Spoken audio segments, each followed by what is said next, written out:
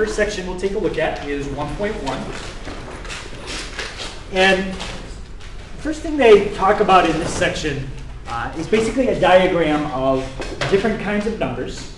So when I mention words like integer, counting, whole numbers, it's kind of helpful to know what I'm talking about. Okay, so we'll start off with counting numbers. So counting numbers are the simplest kind of numbers that we can work with, and they're used pretty much for counting. Okay, they start at 1, and then they go up from there. When you are counting, do you count like in a negative direction? No, you don't have negatives. You don't even have 0, because when you're counting, you don't go 0, 1, 2. You go 1, 2, 3. Right? You also don't have any fractions or decimals. Okay, so counting numbers, just put like an example in there. Numbers like 1, 2, 3, and up. So the problem with only using counting numbers is when we get into doing arithmetic. All right. Christian, can you give me a counting number, any counting number? 11. 11. Okay. 11 is a counting number. Ileana, can you give me another counting number? 6. 6? All right. I'm going to take the 2, and I'm going to add them together. And I'm going to get 17. Is 17 a counting number? Okay, so that one worked fine. Okay. I could even subtract those, and that one would still work fine. 11 minus 6 would give me 5. And 5 is a counting number. Okay, let's look at an arithmetic problem where if we try to do it, it doesn't work. Okay, let's do something like 4 minus 4. Okay, if all you knew were counting numbers, there's no way to represent the answer to this, because the answer to that is 0, and 0 is not a counting number. So what we have to do is basically invent a new number that represents the idea of nothing. Right? You don't need the idea of nothing when you're counting, because when you're counting, you always have at least 1. Otherwise, you wouldn't be counting them because they wouldn't be there. Okay? So when we go beyond counting numbers, the next type of number is a whole number. Okay? The only difference is whole numbers include 0. They still don't include negatives or fractions. Okay? So numbers like 0, 1, 2, 3. And now you could do 4 minus 4. You don't have to put a question mark, because now we know the symbol for nothing is like a circle, and that's a whole number. But even with whole numbers, there's still some even basic arithmetic we can't do. Okay, we could do 11 plus 6, that's fine. We could do 11 minus 6. But what we could do is something like 4 minus 5.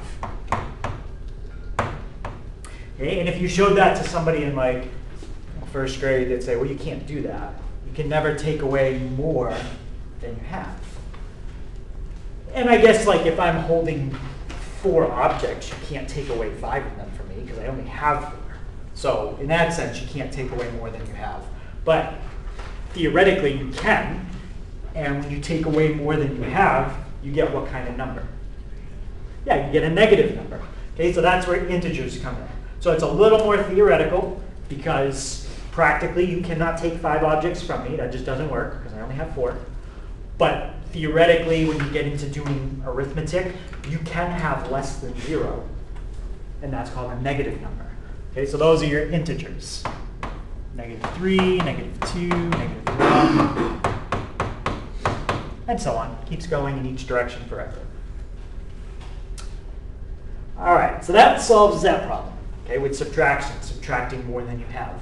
But there's still another problem we could run into, okay, with division. Okay? If I took, let's say, 3, and I want to divide it between 2 people. Well, integers don't include decimals. So if you tried to do that, again, practically, if I take these 3 objects, and I want to give them equally to 2 people, well, I could give 1 to one person, I give 1 to the other person, but then what do I do with the last one? There's no way I can give this equally the way it is to 2 people. I'd have to break it into pieces, right? And give one piece here, and give the other piece there. So that's where rational numbers come in. Okay, so rational numbers, that allows you to break things into pieces and parts. Okay, those are all the numbers that can be written as fractions. I'll put that down here. So rationals are fractions in decimals. For most everyday kind of math, I would say that's probably as complicated of numbers as people probably use, right? When you're like cutting something, you might not need to cut it 9 inches or 10 inches. You might need to cut it 9 3/16. That's 3/16 of the next inch. It's a fractional piece. If you're cooking, maybe you need 2 1/3 cups of an ingredient. You don't need 2, you don't need 3, you need a part in the middle. Right? Rational numbers let you get those numbers in the middle.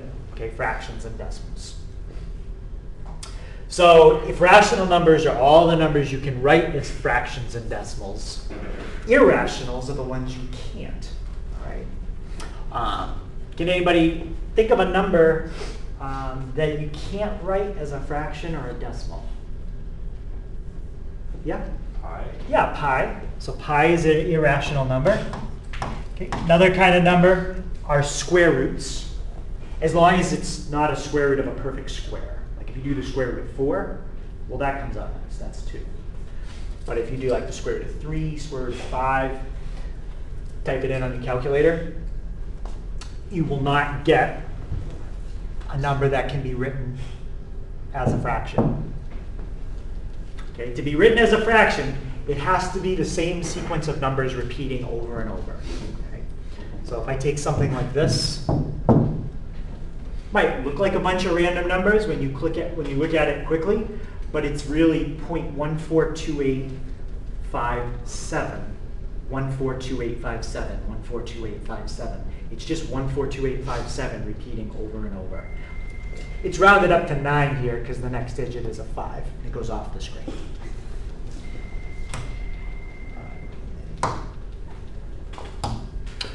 So another way you can tell that a number, even if the decimal looks random, is really something you can write as a fraction, is if it just repeats with the same number over and over. That one's a little easier to see that it's repeating.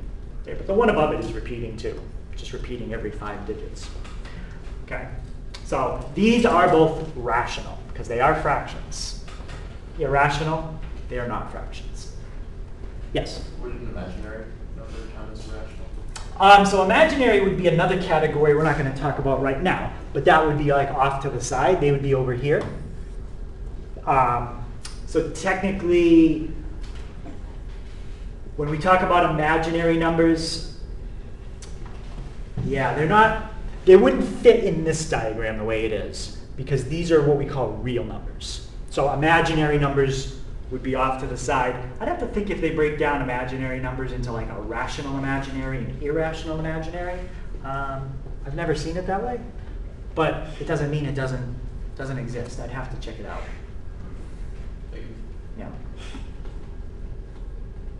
So taking all the numbers you can write as fractions and you can't, that's your real number system. And those are the numbers you study in Algebra 1. Okay. And another thing about this diagram, the reason I put the boxes inside each other like that, is if you think of these as places, like specific, and then as you get out, getting to bigger and bigger places. So think of this as like Boston, think of this one as Massachusetts, New England, United States, Earth. All right. So it's getting bigger and bigger as we go out. If you are in Massachusetts, are you automatically in New England? Yes. If you are in New England, are you automatically in Massachusetts? No, it doesn't work the other way. So if you are a whole number, because you are inside the integer box, you are also an integer. But if you're an integer, it doesn't necessarily mean you're a whole number. Okay? If you think of it as like places, that helps it make sense. Some of these have abbreviations for them. So when we talk about integers, sometimes we'll see like a capital Z, and they put that extra line in it. When we talk about rational numbers, you'll see Q, Q probably for quotient, just guessing why they use a Q. And R, with that extra line there, that stands for real numbers. Now, if you saw something like this, say I take this R and just modify it a little bit, and put that there. That's a little bit more specific than just real numbers. What kind of numbers do you think that's referring to? That means positive real numbers. Okay?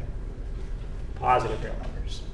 So you can modify those symbols and put like a little plus or minus if you ever need to refer to like a positive integer, negative integer, things like that.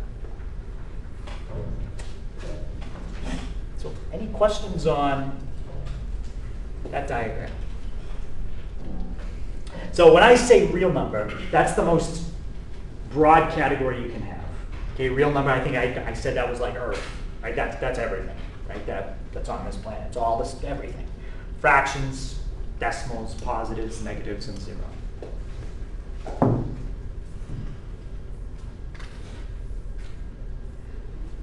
All right, so we're going to look at a few properties.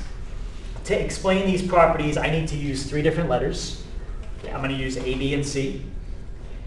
And A, B, and C can be any real number. Okay, any real number. Now, if you look at section 1.1 in the book, there's going to be more properties in that section than I'm going over. So generally what I put on the board, that's the stuff that's important, that you need to know. Okay, if there's other stuff in the section, you don't have to worry about it. Okay, so the first property is the commutative property. Okay, this property allows you to, when you switch the order, you still get the same thing. Think of it as like 2 plus 5, 5 plus 2. Okay, that works with addition. Does it work with subtraction? 2 minus 5, 5 minus 2, same thing? No. If you switch the order with subtraction, you get a different answer. Okay, so commutative has to do with the order. Associative has to do with grouping. Think of the word associative, kind of sounds like associate. When you associate with people, you associate with a group of people. And that's what parentheses do in math, they group things. So the order is the same on each side, ABC, ABC. What we've changed is the grouping. And with addition, it doesn't matter how you group them. You can add B and C first, and then add that to A. Or you can add B and C first, I'm sorry, A and B, and then add C on the end. You'll get the same answer. Okay, the next one is the identity property. So for addition, the identity property is something you can do to a number, and you get back what you started with. Can anybody think with addition, what you can do to a number, and it doesn't change it? Yeah, Ricky? You can add by 0? Yeah, you can add 0. That's the identity property for addition. Adding 0 gives you back the same thing you started with. Now, how about the identity property for multiplication? Would it be multiply by 0? Would that give you back the same thing you started with? Joe?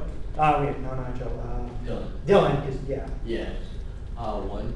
Yeah, the identity property for multiplication would be times 1. Okay, so it's a little different, but that gives you back what you started with. Distributive property.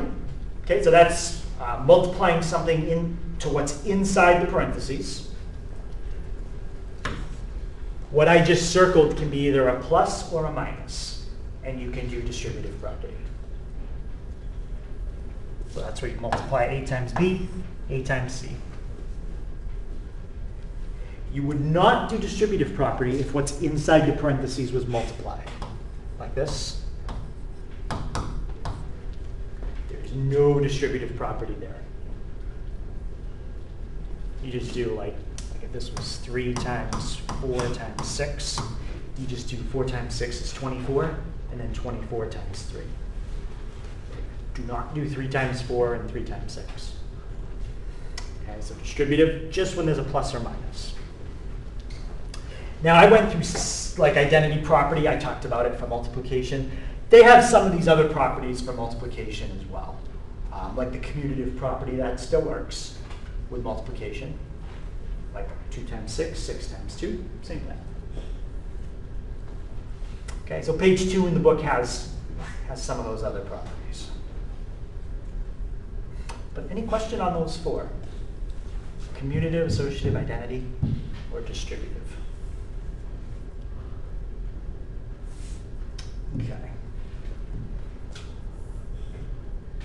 All right, so when I write down something like this, that's not an equation. Okay, that's called an expression, specifically algebraic, because it has a letter in it. What does something have to have in it to make it an equation? Needs more than that. Yep. Like an equal sign? Yeah, it's going to have an equal sign. Okay, and there's different kinds of equations you can have. You can have an equation like 5 equals 2. That's definitely an equation. It's not right, but it is an equation. Okay, that's called a contradiction.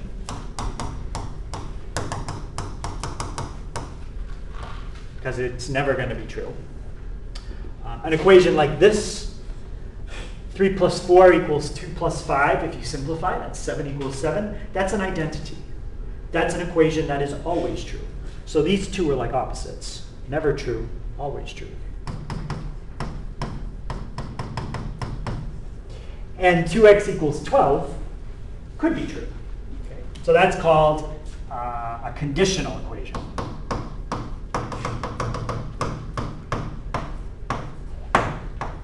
The reason it's conditional is because there is a condition that would make it true if you pick the right number for x. In this case, x would be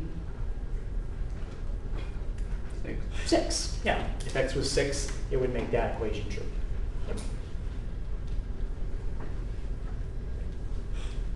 Okay, but they all have equal signs, so they are all equations.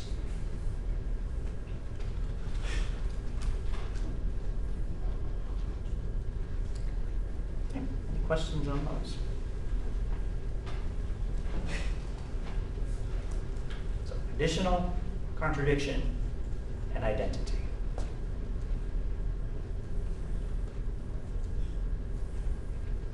Is that it?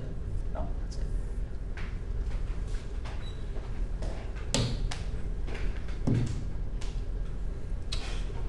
All right, so what we're going to do now is we're going to show in that equation that the left-hand side equals the right by doing it out. And I just want to write down the reason for each step. So the first step is the distributive property. Which side of the equation here has distributive property? The left or the right? Yep. Oh, you moved up. Yeah. Okay. Lewis? Yep, the left. The left. Yeah.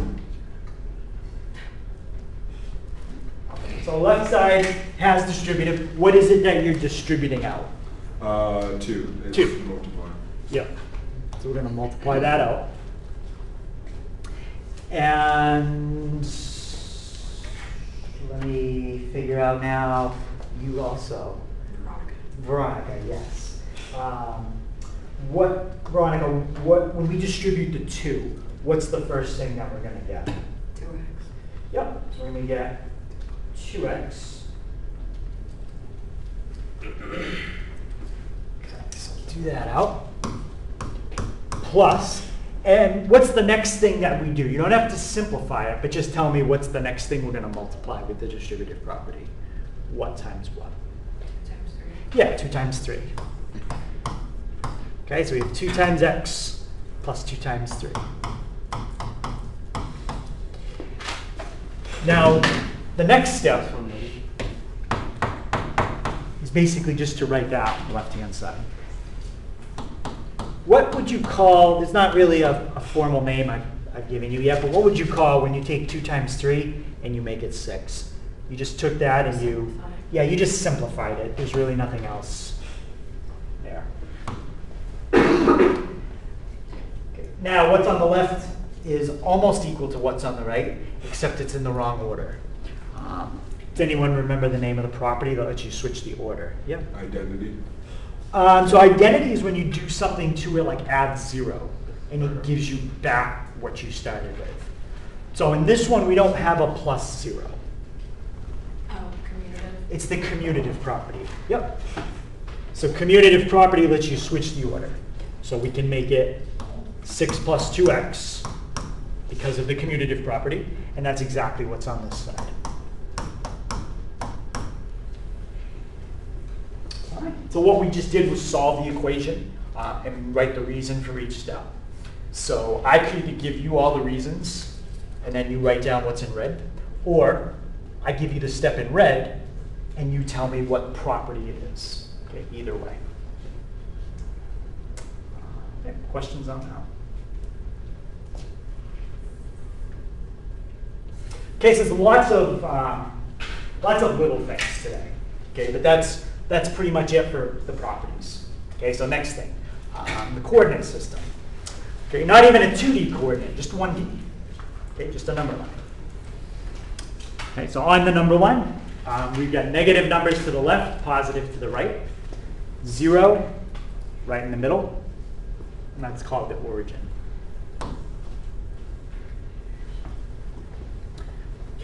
So when we use a number line, that allows us to compare numbers. Okay, we can compare how big that number is to how big that number is. And there's 4 different symbols that we can use when we're comparing numbers. Does anybody know the name of like one of the symbols I'm thinking of? Yeah? Greater than. Yeah, greater than. What's another one? Less than. Yeah, the less than, all those inequality symbols. Okay, so those are the 4 inequality symbols that we use when we're looking at 2 numbers and we're comparing them. Now, when you start out, looking at numbers, you have to use a number line and say, okay, this number over here is to the right of that number, so if it's to the right, that's bigger than that. Hopefully by now we don't need to draw a number line as much to do that.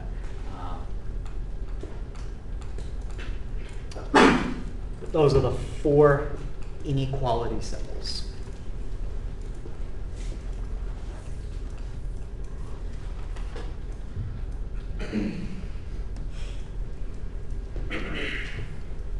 So I kind of jumped ahead a little. I did a graph of like you would do with an inequality. And when you're making a graph of an inequality, it involves making a circle. And there's 2 kinds of circles. Over here I used what's called a filled-in circle. Does anybody know the other kind of circle that you see on a number line besides a filled-in? Circle. Yeah, the open. And here's when you use each one. Okay, when you have an inequality, you might get something like this. X is greater than 3. If I want you to graph that, one way you can do it is with an open circle, because it's a greater than sign. And then we would shade in the direction that the inequality points. You can always go the direction it's pointing if it's set up like this. The letter,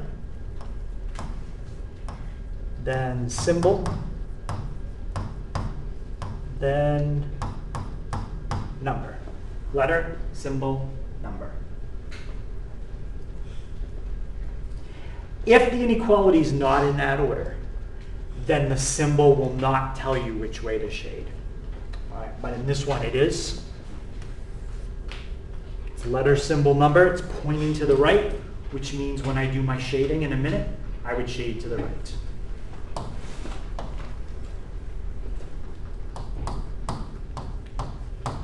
Okay, so there's 3 steps, well, 2 steps. First, decide what kind of circle you need, open or closed, and then shade on your number line.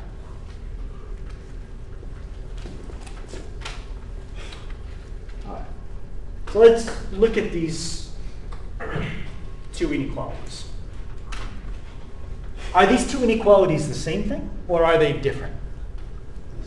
Yeah, they're the same thing. They both have an X and a 2. And the inequality symbol is pointing at the 2 with a line under it. Okay. The one on the left, pointing at the 2 with a line under it. Now, which one do you think I prefer? The one on the left or the one on the right? Left. Yeah. We want to go letter, symbol, number. That's the one we want. Okay, so when you take your test, there'll be a number line already set up for you. And what you'll do is there's a tool you can click. All right, there's like different boxes at the bottom. One of them is a closed circle pointing right. One of them is like an open circle pointing right. You got a closed circle left and open circle left. So what you'll do is you'll click on whichever one you think it is, and then you just click on the number line where you need to click. Okay. But we're just doing it by hand, so. First of all, what kind of circle do I need? Open or closed, Ricky? Close. Yep, closed circle on the number 2. And which way am I going to shade? To the right or to the left? Yeah. To the right. Yep, we're going to shade to the right.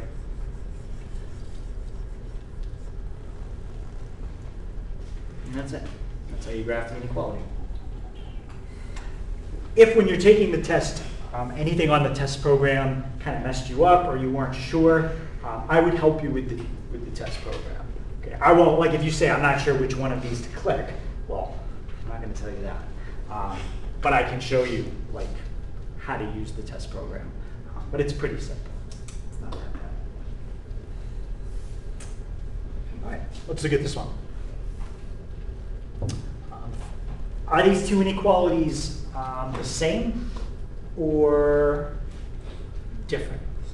Yeah, they're the same thing again. They both have a 3 and a y, and the inequality symbol is pointing at the y with no line under it. Again, which one is the way we would want to think of it? The one on the left or the right? To the right. Yeah. We want to think of it as the way it is on the right because we have letter, symbol, number. Okay? And if you set it up that way, this tells you which way to shade. Okay, so 0, 1, 2, 3. How about, Tom, what kind of circle on this one? Open or closed? It's coming up closer. No, it's gonna, sorry, open. Yep, it's going to be open. And Christian, which way am I going to shade? To the right. So we want to shade all numbers that are less than 3 to the left. So all the numbers that are less than 3 are going to go to the left.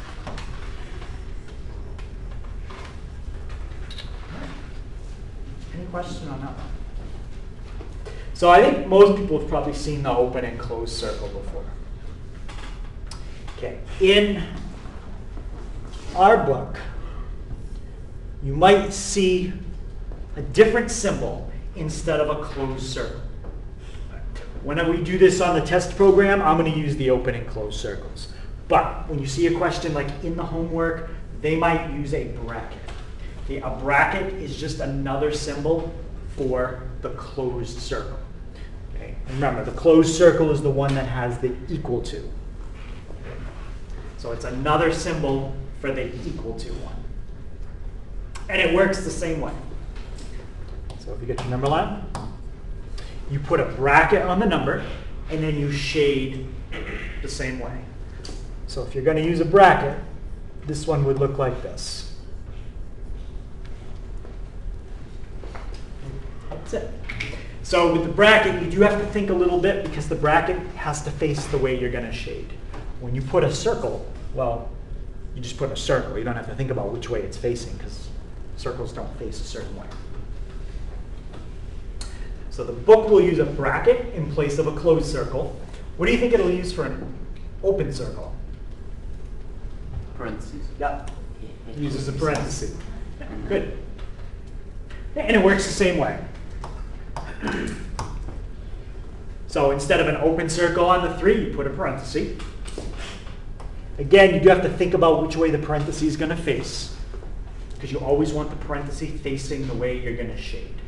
All right. Okay, when you're graphing like in the homework by hand, I don't care which way you do it. You can use brackets and parentheses, or you can use circles. Okay. Any question on that? Those two symbols.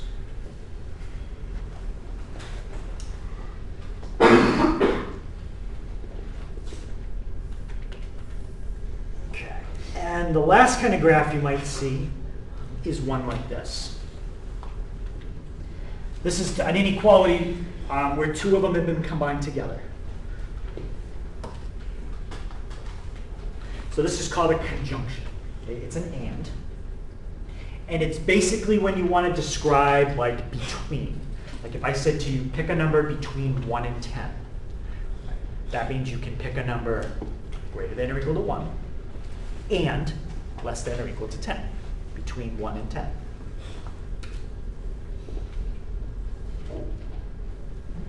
So this inequality, x is less than or equal to 9, is right there. That's that part. And this inequality, x is greater than or equal to 2, is that part right there. Now it does get switched because when you combine it into one inequality, the x is in the middle. So one number is going to be on the left of the x, one number is going to be on the right. That's just how it has to work. Now, if we're going to graph that one, we're going to need two circles. What kind of circle would we put on the 2? Closed. What kind of circle would we put on the 9? Closed. Closed again. So let's just go like this. Closed on 2, closed on 9. And where are all the numbers that are greater than or equal to 2, but also smaller or equal to 9? Yeah, in between. So this kind of graph does not have an arrow. We just connect the dots. And that's a closed circle. All right, let's take something like this.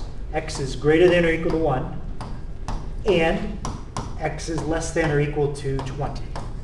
Okay, that's like between 1 and 20. I want to take that and I want to make it look like the top one. What would we start with in the middle? Yep, start with x in the middle. What's the smaller number here, 1 or 20? 1. So smaller number goes on the left, and the bigger number? Bigger number goes on the right. And both inequality symbols point to the left. If you do smaller, bigger. If you do bigger, smaller, it flips everything around. I don't know what happened there. So x, that was supposed to be greater than or equal to 1 and less than or equal to 20. There's your first one. X is greater than or equal to 1, so it has to flip around. And x is less than or equal to 20. Question how I took that and combined it into 1 altogether. Okay, we might have to combine them into 1, we might have to split them into 2. Just depends on that question. All right, so that's pretty much the basics with inequalities. Next thing, absolute value. So one way people think about absolute value is kind of, they visualize it as how far away it is from something. Specifically, how far a number is from 0. Since absolute value is a distance, what kind of number would you never have for distance? Yeah? You'd never have negative. So when you are doing absolute value, the answer is never negative. That means it could be positive or 0. 0 isn't positive or negative. It's like neutral.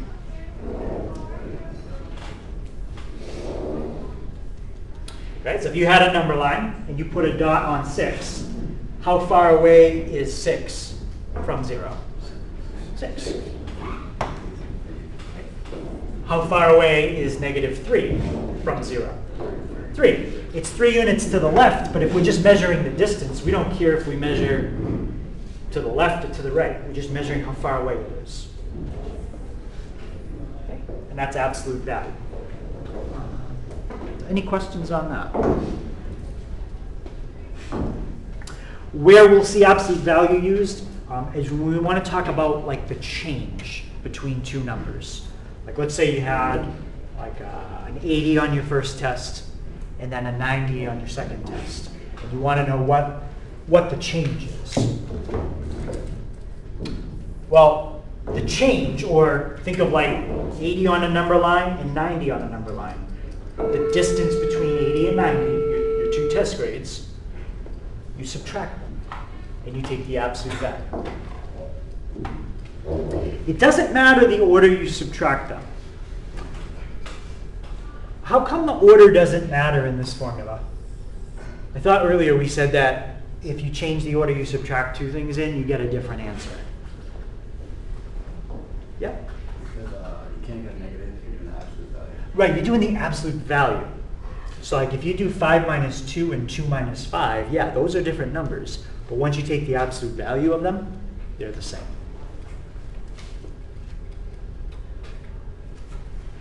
So that formula is used to find the change between two values, or the distance.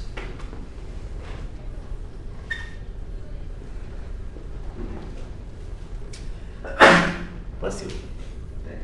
All right, so let's find the distance between those two numbers. Even though they're both negative numbers, the distance between them is not negative. Okay, there is a positive distance. So that's A, and that's B. If you wanted to switch them and have the -2 be B and the -9 be A, you get the same answer. All right, so Cadence, what am I going to fill in for A right here? -2. Yep, -2. The minus, that comes from the formula up above. Sam, what am I going to fill in for B? -9. So yep, there is another negative because of the negative in front of the 9. And what happens when we subtract a negative number?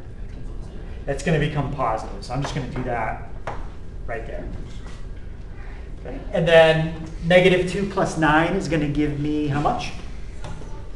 7. And the absolute value of 7 is 7. So that's the distance on a number line between -2 and -9. Or -9 and -2. Same thing. All right. And that's it for absolute value. Any questions on that? Most sections don't have this many different topics, but these I'm hoping are review so far. All right, so now going from a number line to a 2D coordinate system. In 2D, we call them axes, and the horizontal and the vertical have a name. Does anyone remember the name of the horizontal axis? Yep, X. And the name of the vertical? Y. Y. And when you draw the two axes, it separates your plane into 4 sections. Does anybody remember what those 4 sections are called? Quadrants. Yep. Where the two axes cross, that's a special spot. Does anyone remember the name of that one? Yep. Is it the origin? That's the origin. And I think that's everything we said. On the x-axis, the positive direction is to the right, negative is to the left. Y-axis, positive is up, negative is down. The quadrants do have numbers to them, starting in the upper right and going counterclockwise. Oh, we didn't mention what this is called. In quadrant 1, all of these things have a positive x and a positive y. Does anybody remember what these are called? Yep. That's a coordinate, yep. Specifically, that coordinate is what we call an ordered pair.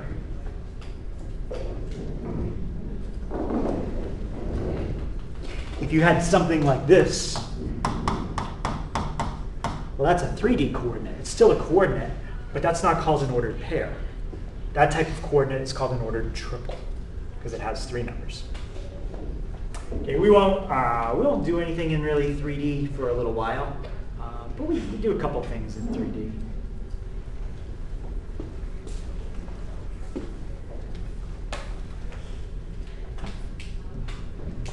Okay, so that's pretty much everything I was going to say about 2-dimensional coordinates: axes, quadrants, origin, and coordinates.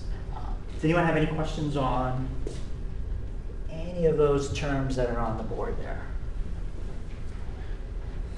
With a coordinate, can you switch the order and it's still the same thing? Or do they have to be x first and then y? I think it has to be It has to be what? X and Y. Yeah, it has to be x and y. That's left and right movement. That's up and down movement. You cannot switch the order. Okay. Coordinate 2, 5 is not the same as 5, 2.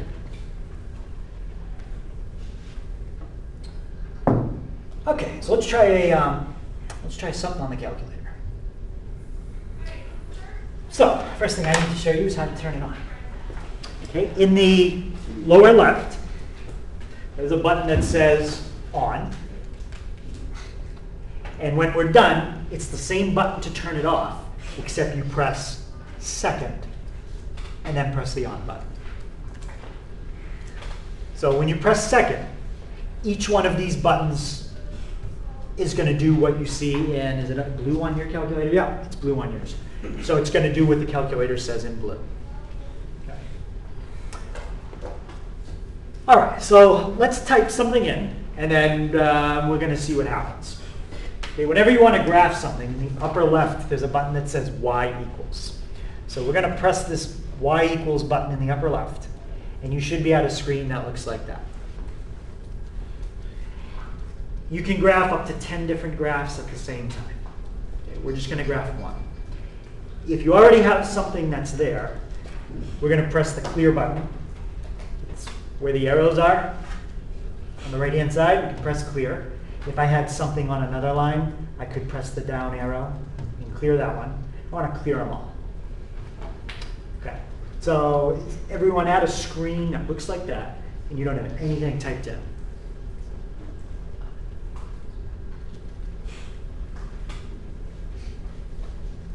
All right, so what I want to do is I want to type in the following. Let's type in x squared plus 10.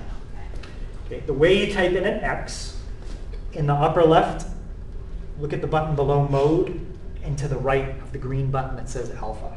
It says x comma t comma theta comma n. If you press that button, you should get an x. So you press x. The squared button is on the left-hand side. It's the 5th button down, so x squared. And now on the right are all the buttons. On mine they're in gray, on yours they're in yellow. Those are the buttons for add, subtract, multiply, divide. I want to do a plus 10. If I wanted to do a minus 10, I would press the button above the plus. So to be clear, this button and that button, they are not the same symbol. The button below the 3 is the negative symbol. The negative symbol goes in front of a number you want to make negative. The button, like to the right of the 6, that's the subtraction symbol. That's when you want to take 2 numbers and find the difference between them. If you use the wrong one, it won't work.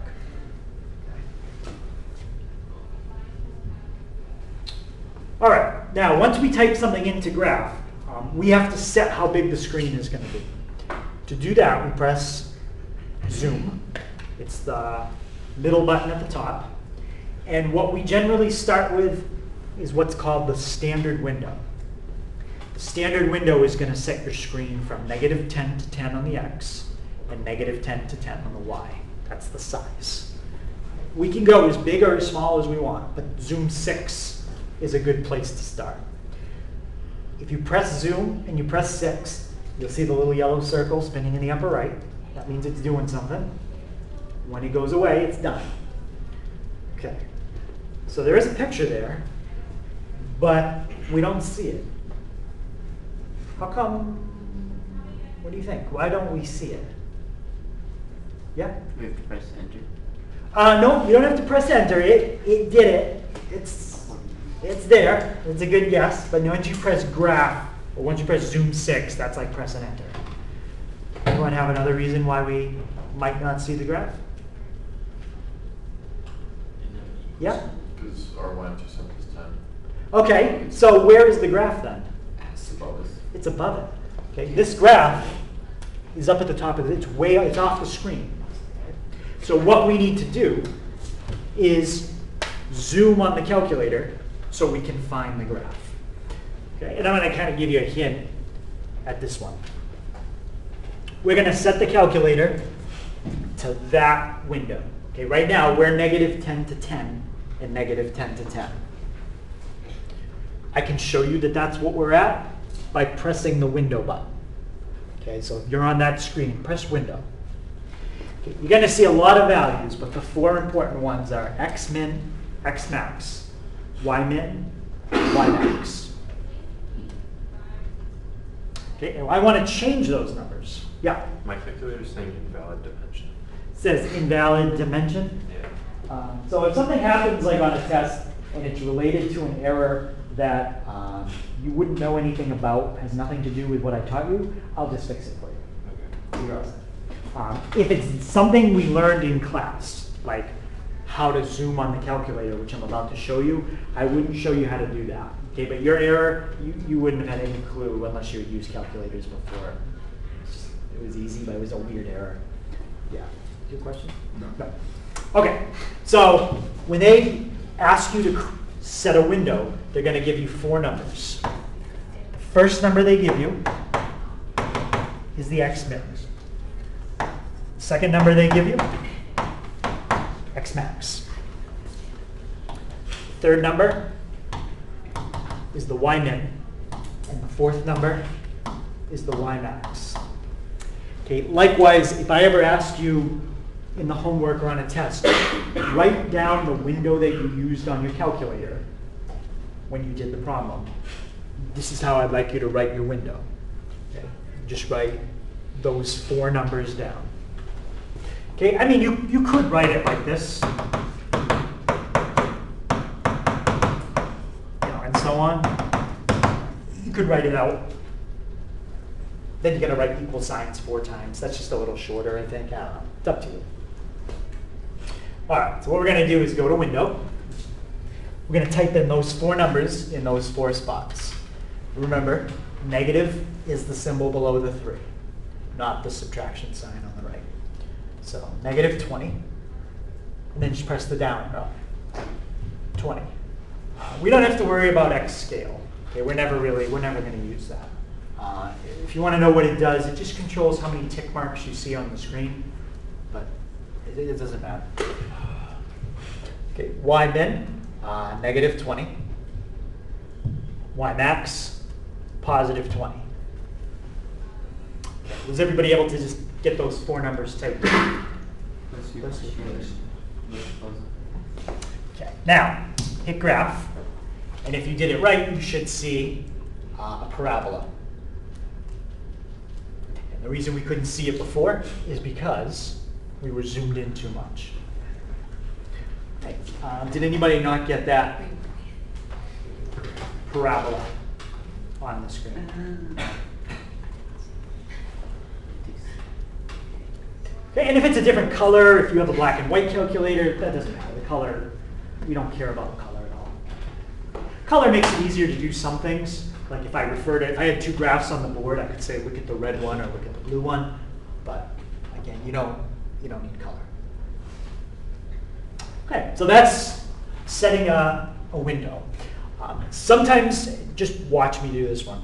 Okay, sometimes setting a window can be a little bit tough, because it can go way off the screen. So I'm going to graph another one. we use the same window that we just had. That's not a good window for that problem, okay? Because I can see that it's going off the screen. So what I would have to do is set one of these values even higher, but just one of them, not all four. Which one do you think would have to go higher? Yeah. Y max. Yeah, the Y max. Okay, might not know exactly what to set it to. We could just try 40. It'll look a little bit better. If not perfect, it might be fine. No, so 40 isn't high enough, but it's better. No, we might try, let's just go to, let's go to 90. As long as I can see where it curves, that's good. Yeah, that's good. So if I was asking for you to find a window that shows what this graph really looks like, cutting off part of it, that's not a good window. Okay? That's a good window. So you might say, how did I know 90? Well, I just kind of guessed. 90 would probably be fine, 100 would be fine. What you don't want to do is this. Okay, you might just say, well, I'm just going to set it to like 10,000. Well, you'll definitely see it, but the problem is you're not going to see the curve anymore. That doesn't look anything like what we had before. Okay? It's curving in there, up and down, but it's so flat because I went to 10,000, I can't see it. So it's kind of a balance between a number that's too big, but a number that's not too small.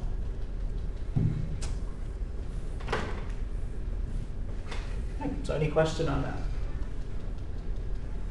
All right, so that's zooming. And zooming is something we do all year because we will graph something and we have to find where it is on the screen. Sometimes it's in the thousands and we got to kind of figure it out. Okay, but we kind of learn that as we go. When you're done, you don't have to clear the graph. You can clear it if you want. Most of the time people just leave in the last thing they typed. But when you're done, press the blue button and then press on. And that's how you turn it off. Okay, when we put them away, we want to make sure it's turned off. So there'll be some questions in the homework tonight that say set your calculator to a viewing window, and that's it. So there's nothing you need to show on paper for that. It's just so to practice using the calculator. So if you have questions, sometimes the book does word things. It's a little weird. You'll get used to it, and I'll explain it kind of as we go.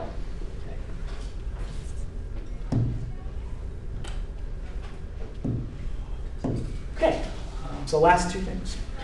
The distance formula and the midpoint formula. So the distance formula is a formula you can use if you have a coordinate here, and you got another one there, and you want to figure out how far apart they are. Okay, that's the distance formula. What this formula really is the Pythagorean theorem. Okay? When you're measuring the distance between these 2 points, we don't actually measure it. What we do is we go like this.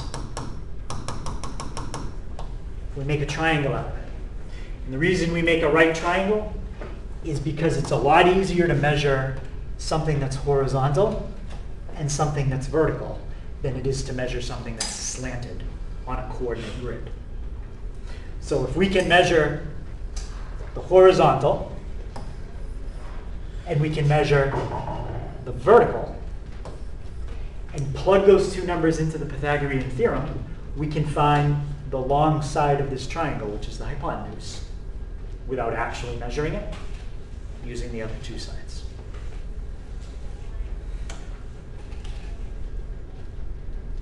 All right. So the x1 and x2, those are the first two numbers in each coordinate. The y1 and the y2, those are the second numbers in each coordinate. So on the test, I would say that is a formula you will definitely see on Friday. So you can make a reference sheet. I'm not sure if I said that.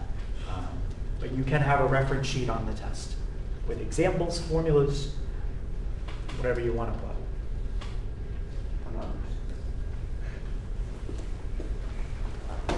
All right. So let's see if we can find the distance between 2 points. Okay. Here's our 2 points, 1, 4.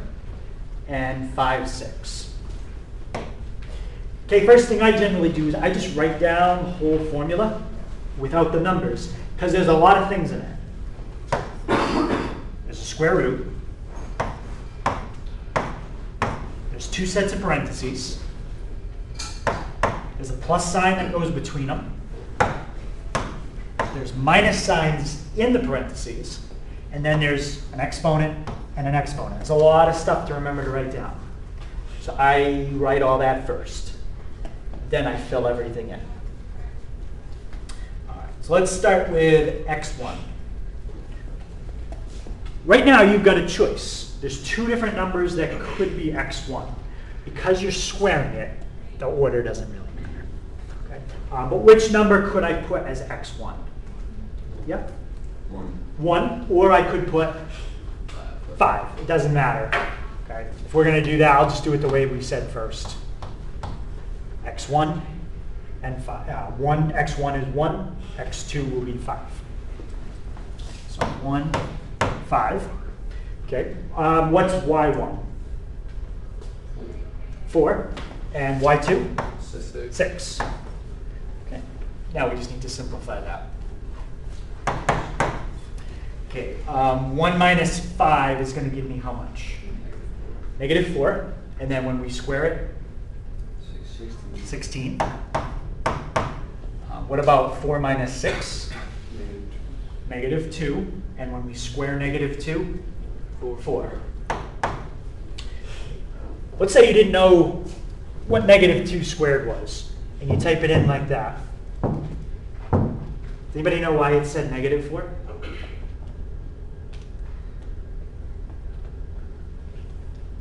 It's because the calculator followed order of operations. Order of operations says you do your exponents first, and that negative is not in parentheses with the 2. So it took the 2 and squared it, and it got 4. And then it said, wait, there's a negative in front. I'll throw that in the final answer. So that's why it said negative 4. If you want to square a negative number, you need to do it like that. Now, the 2 is not what's being squared. It's the negative with the 2. And you get the right answer. Okay. So that's important. So little things like that I'll kind of show you as we go. All right, so we get square root of 20. Now, some numbers, when you get an answer, you can break it down. Some you can't. This one you can break down. Can anybody give me two numbers that multiply to give me 20? And I'd like one of the numbers to be something I can take the square root of in my head. 5 and 4. 5 and 4. Yep. So what we're going to do is we're going to break down the square root of 20 into 4 times 5. And the next thing we can do is break it apart like that. That's a rule. You can do that with square roots as long as that's a times symbol right there. You can break it into 2 roots. And what is the square root of 4? 2. So the real reason I did the distance formula is because you can end up with square roots that need to be reduced. And reducing square roots is something we do all year. If you have another method for reducing square roots and you get to that answer, that's fine. But that's how I do it. Okay. Any question on distance formula? All right, so last formula. Midpoint. So the distance formula tells you how far apart 2 points are. The midpoint tells you where the middle is.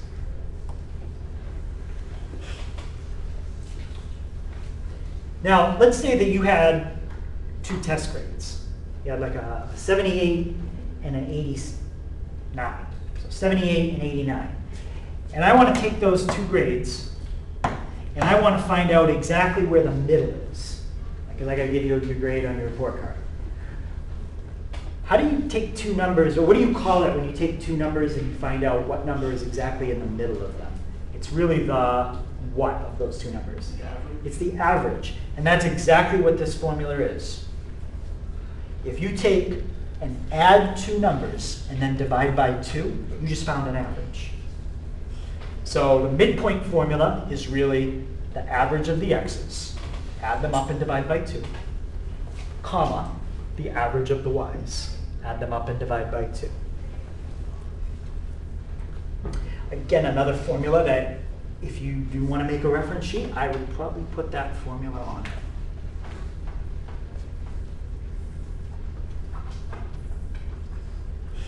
All right, so let's finish up with finding the midpoint between -5, 2 and 3, 7.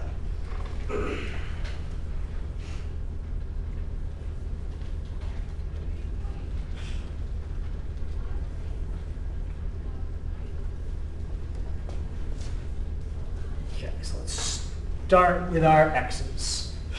x1 is -5. x2 is 3. Add them up, divide by 2, and we'll get the average. How about the next one? What would I write down for my calculation to get the y part? Yeah, Lewis? 2 plus 7 divided by 2. 2 plus 7 divided by 2. And generally in this formula, you don't have to worry about square roots. Okay, distance formula you do. What's -5 plus 3? -2. And -2 divided by +2? -1. And then 2 plus 7? 9. And that's divided by 2. You can just leave it like that. If you want to put 4.5, you could also put that. What we generally don't do is we don't use mixed numbers. Okay, so you won't see like 4 and 1/2. We don't usually do that. Okay, so that's the midpoint. Any questions on that? All right, so we ended a little bit early today. We got about till 9:57 or so. So we got about 14 minutes or so. So we might not always end 14 minutes early because when we go over homework, that usually takes like 20, 25 minutes to do. So, all right. So that's the homework for tonight. Okay, on page 11, 3 through 11 odd. So 3, 5, 7, 9, 11. 12, 15, 20 to 22 is all. Okay, 20, 21, 22. And then 28, 31, and 44. Remember, the PDF you'll need is on Schoology. If you go to the 1.1 folder, you'll see the PDF, and it'll have those questions in it. It might continue on to page 12. If it does, you'll have page 11 and page 12. Or you can download the entire chapter, and then you'll have every page in the chapter. Okay. Any questions on where to find the homework? All right, so with those 14, 15 minutes, please stay at your desk. If you want to get a start on that, you can. If you need any help from me, you need to check in with me. Now's a good time to touch base.